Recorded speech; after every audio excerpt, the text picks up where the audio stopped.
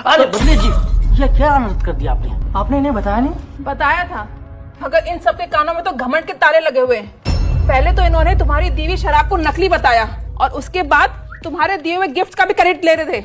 इसलिए आपने मुझसे रिसिप्ट मांगी थी? हाँ मांगी थी, मगर फिर भी ये लोग सिर्फ मुझे झूठा साबित करने में लगे रहे। तुम जैसे फकीरों पर भला कोई कैसे विश्वास करेगा?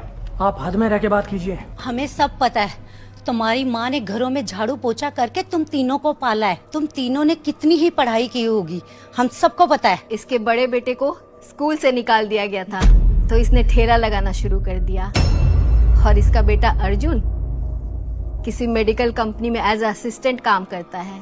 और कबीर की तो मैं क्या ही बात करूं, पढ़ाई लिखाई करके उसने किया क्या, 10-15 हजार की जॉब कर रहा होगा। देखो, आदमी बड़ा दो ही चीजों से बन सकता है, एक है सपोर्ट, दूसरा है पैसा। जो तुम फकीरों के पास तो दोनों ही नहीं थे। और तुम फकीरों के पास घर होगा क्या? मुझे तो लगता है तुम लोग फुटपाथ पे रहते होगे।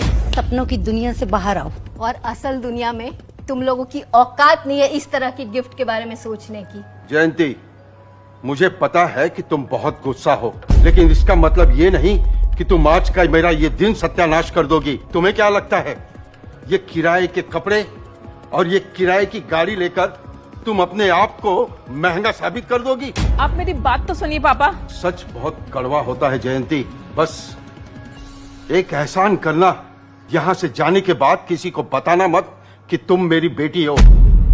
तुम आज के बाद मेरे लिए मर चुकी हो। देखिए, हमने किसी भी तरह का कोई भी झूठ नहीं कहा है। भाई मुझे माफ करो जयंती, मैंने तुम्हें सबके सामने अपने खानदान से बाहर निकाला है, इसलिए अभी के अभी इन सब को लेकर ये घर खाली करो, निकल जाओ यहाँ से। मुझे पहले ही पता था कि ये लोग ऐसा ही कुछ करेंगे। पर मुझे तो सब कुछ समझ आ गया है माँ, कि आपने क्यों ये घर छोड़ा और क्यों कभी आप वापस नहीं आई। बेटा, अब मैं यहाँ पे 1 मिनट भी नहीं रुकना चाहती, चलो यहाँ से। हम बलदेव राणा के खानदान से सारा रिश्ता तोड़ते हैं और एक गिफ्ट भी हम वापस ले जाएंगे। इस नकली शराब के अलावा इसमें से कोई भी गिफ्ट तुम्हारा नहीं है।